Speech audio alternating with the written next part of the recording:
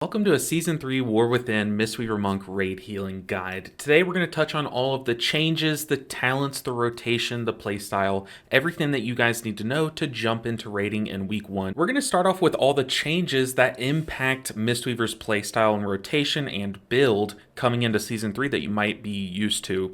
Number one, we're going to talk about Chi Harmony. It did receive a big nerf through the PTR. It got cut in half. It used to buff our healing onto that target for the first 8 seconds by 50%. Now it's just 25%, so it lost a lot of healing value. Thus, its counterpart, Lotus Infusion, gained some relative value. On top of that, there is another big change with Vivacious Vivification.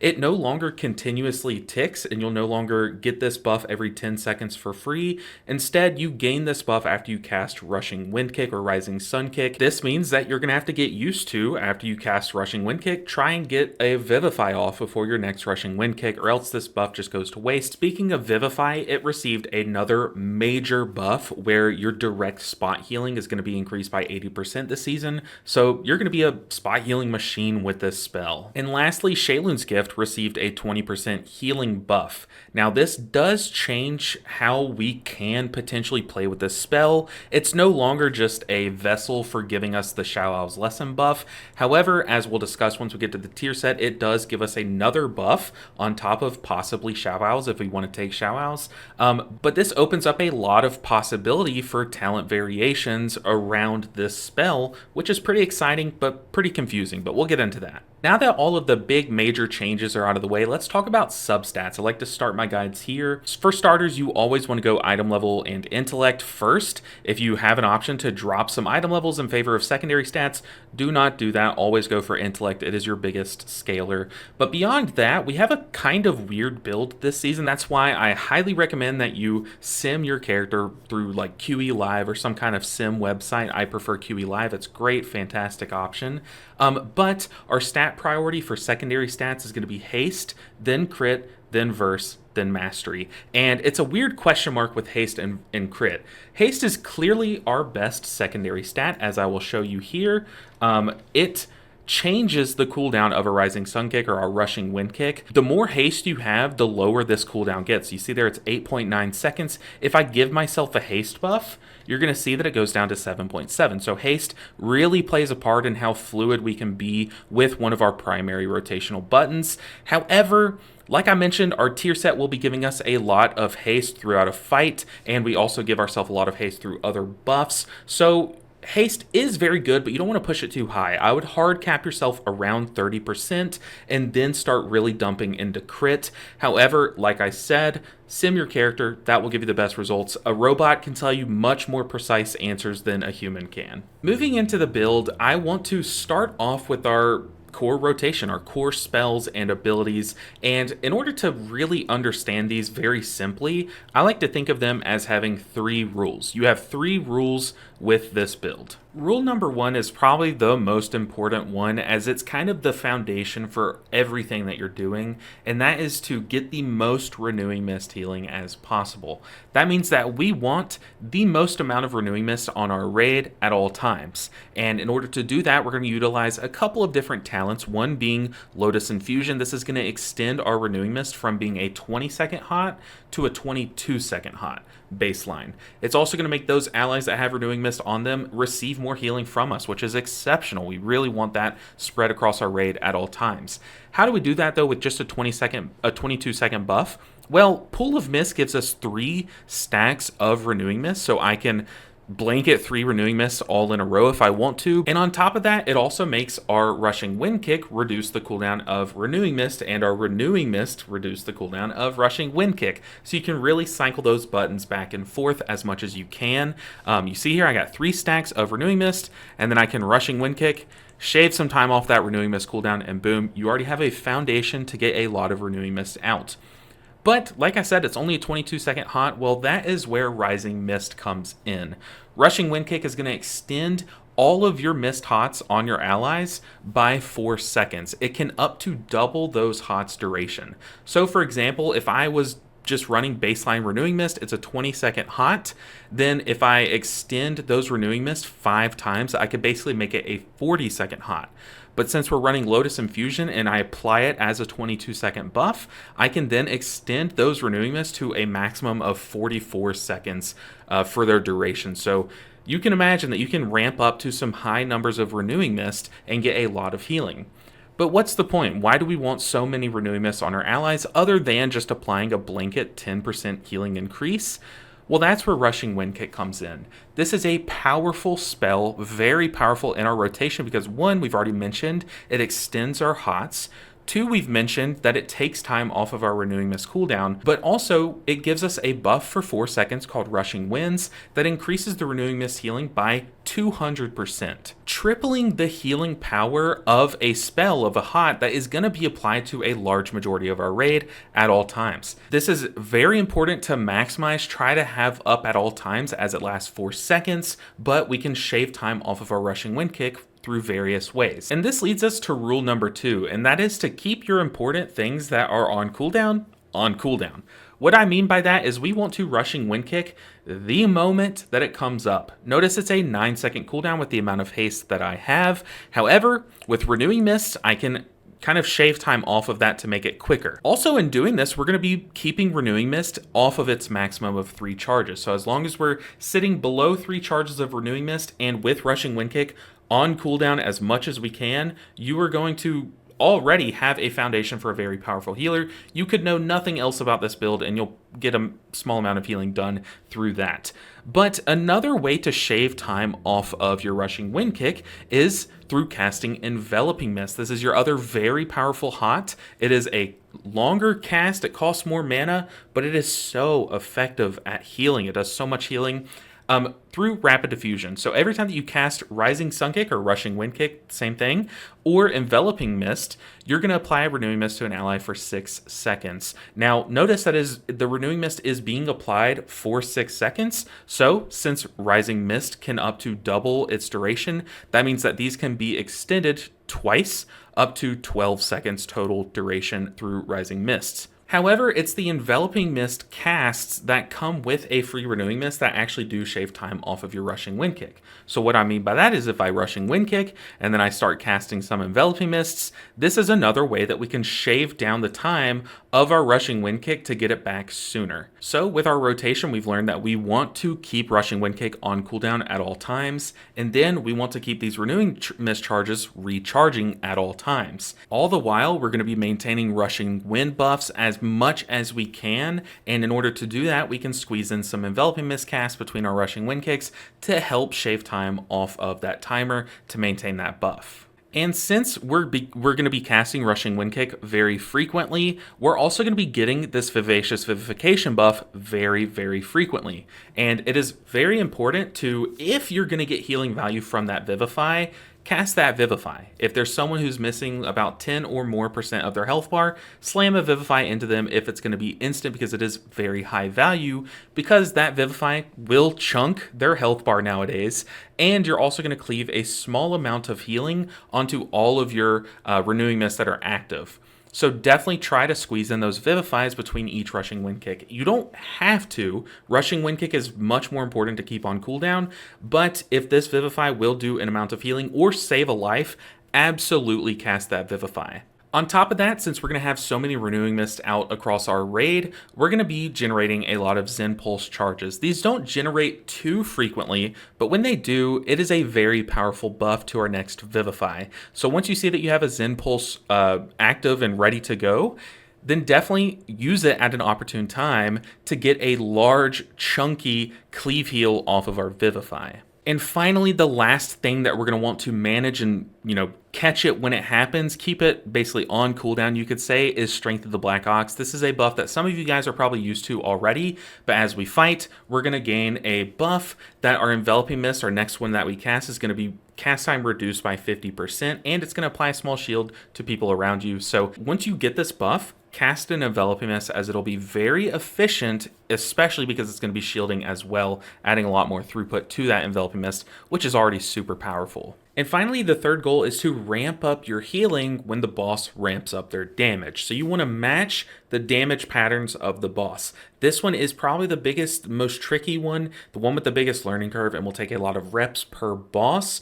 But the more you master Mistweaver, the more that this starts to make sense, and the more your cooldowns start to kind of fall into place. But more on ramping up your healing later. For now, we're going to talk about the rotation because it really plays around our first two core principles. The first spell that you want to prioritize at all times is Rushing Wind Kick. You want to use this when you're outside of your ramps. You want to use this when you're in your ramps, even on cooldown, to maintain the Rushing Winds buff.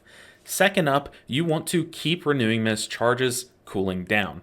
It's okay to drop down all the way to 0 charges, but ideally you always have like one on reserve. That way you can use it in a pinch to take some time off of your Rushing Wind Kick. But the main goal here is you want to keep this recharging, because if you're not, you're really losing some value. Next up, you want to use any of these Enveloping Mist procs, the Strength of the Black Ox procs that you get by casting an Enveloping Mist on a good target that needs an Enveloping Mist. Ideally, it's like a tank or someone that you know is about to take significant damage, as this hot is very powerful and we will be trying to extend it as much as possible with Rising Mist, so we want to get its full value. On top of that, there's really no bad time to cast Strength of the Black Ox, since shields being applied to your allies is never a bad thing. And finally, we're going to be casting Vivifies very often because we're going to have a lot of Renewing Mist out, and that way we're going to be able to cleave a lot, but we're also going to be getting these Vivacious procs often to make them instant cast and highly valuable. So definitely cast Vivifies if your allies drop low. Obviously, it's your job as a healer to keep them alive. Even if that means sitting on Rushing Wind Kick for a global or two, definitely slam some Vivifies into that health bar. Or if you're going to get a significant amount of healing from that Vivify, meaning if one ally is missing a significant chunk of their health, definitely target them with Vivify, because like I mentioned, Vivify's spot healing did get buffed this season. It's very significant, and you are going to want to sponge up as much of that spot healing as possible. And then finally, you'll notice that a lot of our spells get very expensive. So you're going to want to take any downtime that you can to take a sip or a few stack sip of Mana Tea every now and then, especially if you know the next few spells in your rotation are going to be expensive. Like if I know I'm about to cast like a Rushing Wind Kick, Renewing Mist, Renewing Mist, you know, something very expensive, I want to take a sip of a few stacks of Mana Tea beforehand to maintain your mana bar, because not only does it give you stacks or mana back, but it also reduces the cost of your next few spells depending on how many stacks you consume. So definitely stay on top of this. Do not sit at 20 stacks. This is how you're going to keep yourself from running out of mana. Outside of this core rotation, we do have a few spells that I've kind of already mentioned that are semi-rotational, that they bridge the gap between this portion of the guide of us doing our base rotation to maximize our Renewing Mist and Vivify healing, and it bridges into our ramp portion, and those are Sheilun's Gift and Thunder Focus Tea. But first I'm going to talk about Thunder Focus Tea. This buffs our next spell. It buffs any of the spells that it lists, so Enveloping Mist, Renewing Mist, Vivify, Rising Sun Kick, and Expel Harm.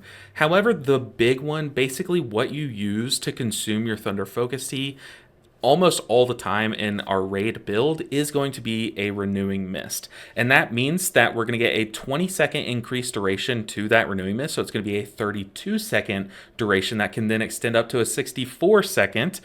But on top of that, it's also going to give us a haste buff through Secret Infusion. Like I mentioned, haste is exceptional with this build because of how it interacts with Rushing Wind Kick and all of our hots and everything. So there are just multiple reasons why you want to be buffing that Renewing Mist, because it's going to up your Renewing Mist count across the raid. You're going to want to use this semi on cooldown. Now, the reason why I say semi on cooldown is because 99% of the time you're going to use this as soon as it comes up on a Renewing Mist, just to keep your build very fluid, keep things on cooldown. You know, that's our goal number 2. However, there is an asterisk here, because if you know you're coming up to your big ramping moments, it's okay to sit on this button for a few seconds.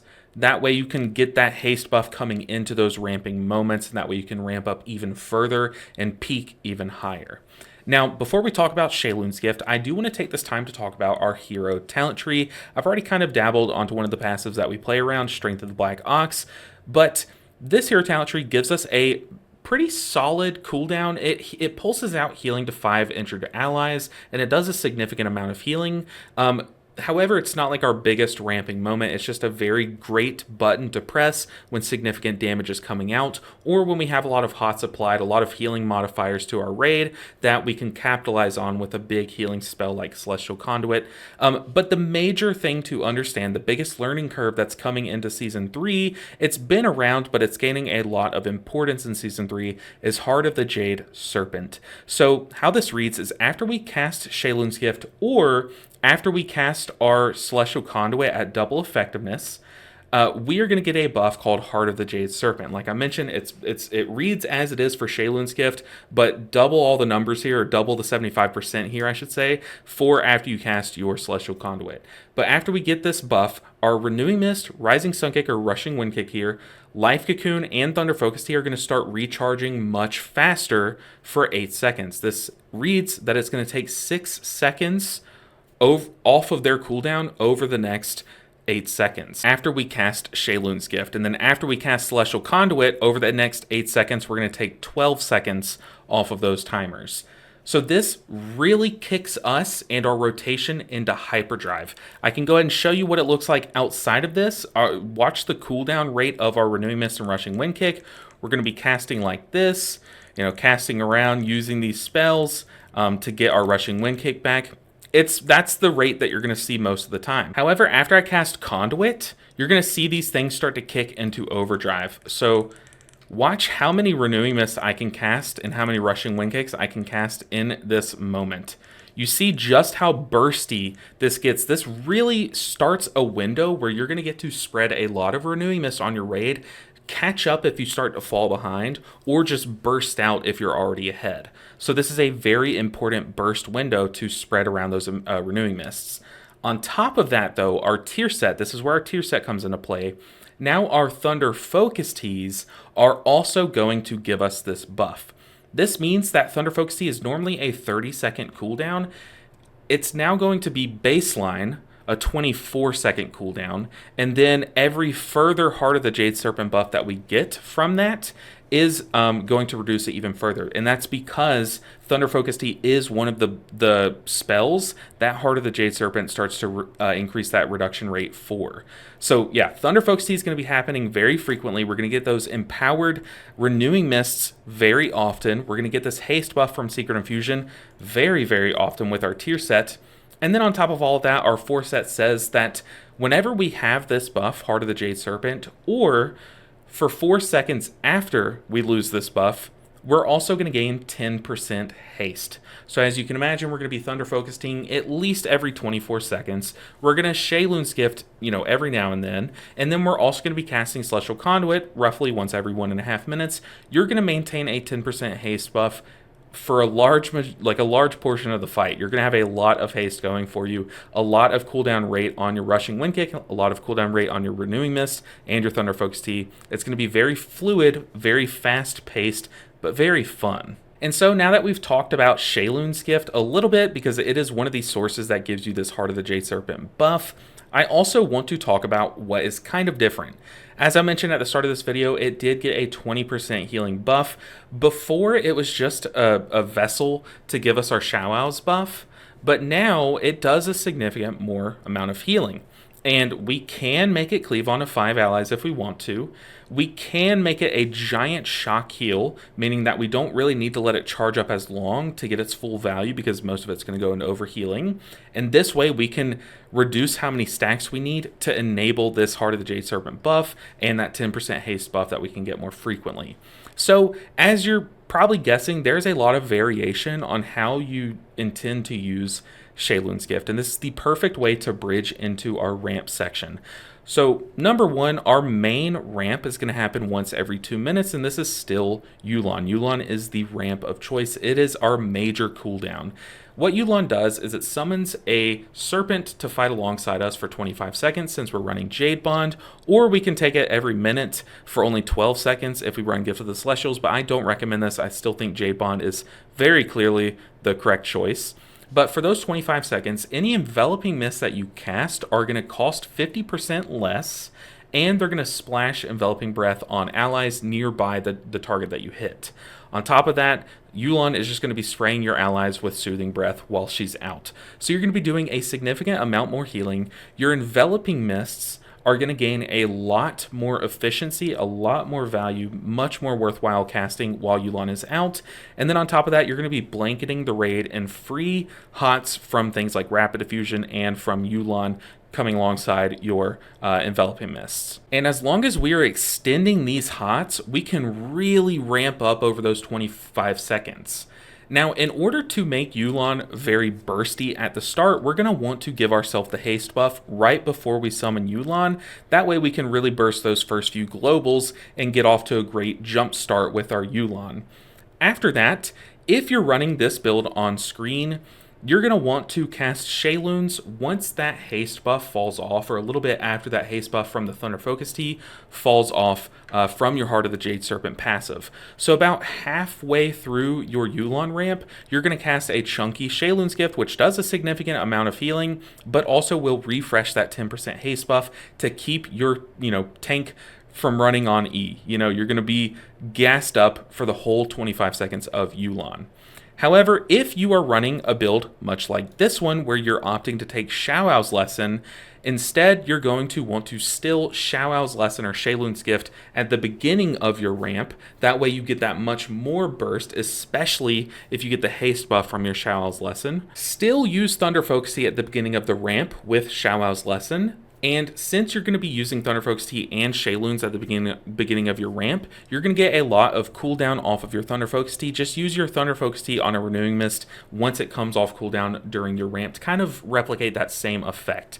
But for the most part, this is the build that I was seeing a lot of success with on the PTR, so definitely be using that Shayloons to refresh your haste buff midway through your ramp to keep it explosive. But what does this ramp look like? Well, it's very similar, like I said, to our seasons past, where we're going to summon Yu'lon and then blanket a few Enveloping Mists out, and then we're going to Rushing Wind Kick to extend all of those hots that we just applied, and then possibly capitalize with a few Vivifies on all those hots that we applied, or we can keep up that ramp, keep casting those Enveloping Mist, extend them, keep casting those Enveloping Mist, extend them. You're probably already noticing that a lot of the power of Yu'lon is how variable it is. It does a lot of things. It doesn't read like it does a lot of things, but it really does. It empowers our Enveloping Mist, which comes with free hots, which then will empower our Vivifies casts. Now your baseline ramp will look as follows. You want to try and empty your tank before you come into your ramp. That way you have to spend less time during your ramp refreshing Renewing Mist. So what that means is you want to Rushing Wind Kick and then cast get down to only one charge of Renewing Mist. And then that way, right before you summon Yu'lon, you can Thunder Focus Tea, a Renewing Mist, Rushing Wind Kick, and then cast Yu'lon. And then after you cast Yu'lon, you're going to cast about 4 Enveloping Mists, and then you're going to extend those Enveloping Mists and then cast at least 1 Vivify. And then get back into the process of casting a few Enveloping Mists around, extend as soon as you can, cast a Vivify. Get back into that process of Enveloping Mists, cast Rushing Wind Kick once it's available, and then capitalize with some Vivifies. You're then going to want to cast that Shayloon's Gift. Of course, my stacks fell off for the video, but you're going to cast that Shayloon's Gift stack once your Heart of the Jade Serpent buff, that haste buff that you get from your Tierset, starts to fall off. And you really just keep rinsing and repeating. Now, notice that there is a little bit of variation, and that really depends on the situation with your raid. If the raid is taking significant damage after you cast your Rushing Wind Kick, capitalize with a few Vivifies. Those spot heals are really going to help out and add up. But if the party is still taking like small amounts of taking damage, you'll see more longevity in your healing if you just keep casting a few Enveloping Mists, Rushing Wind Kicking, and then maybe that initial Vivify with that Vivacious buff. After your Yu'lon ends, yes, it makes your Enveloping Mist cost 50% less mana, but you're still casting a ton of very expensive spells during your Yu'lon ramp. So you're probably going to stack up a lot of stacks of Mana Tea, so definitely feel free, as soon as that duration ends, sip on that tea, drink up some stacks, get some of that mana back, because then you're going to want to go right back into that healing, using all the remnants of all those hots that you just applied during your Yu'lon ramp for massive healing with something like a Celestial Conduit. This is also going to help you if you do a lot of Manatee stacks right after your Yulon. A lot of those hots are going to fall off. So casting Celestial Conduit is going to help you really burst out all of those rushing wind kicks, renewing mists, and catch back up to the renewing mist count that you want to be ideally sitting at. So to recap, we're going to be rushing Windkick on cooldown to extend all of our hots and see all those green numbers ticking. Beyond that, we're going to Renewing Mist to keep this spell off cooldown and use it to rushing Windkick more frequently. We're going to Thunder Focus Tea as often as we can on a Renewing Mist to gain that haste buff from not only Secret Infusion, but also from our Tierset as often as possible, and really shave time off of our rushing Wind Kick to keep that spell flowing. We're going to use our Yulon ramps to combat the biggest moments of healing that are required from the boss, because that is our biggest moment to ramp up, and during our Yulon ramp, we're going to cast Enveloping Mists, to blanket some hots out, some soothing mists out, and then we're going to extend them, capitalize with a Vivify if necessary. If not, we're going to get back into that enveloping mist action, extend, and so on and so forth. And then outside of that, we're going to Celestial Conduit to get a lot of bursty healing onto people nearby, but also to enter us into that heightened sense of Heart of the Jade Serpent to spam out the Thunder Focus Tea, the Renewing Mist, the Rushing Wind Kick, and really amp up our Renewing Mist count as soon as possible. But it's worth mentioning that Sheilun's Gift, it stacks up pretty quickly, and it's a great way to get this buff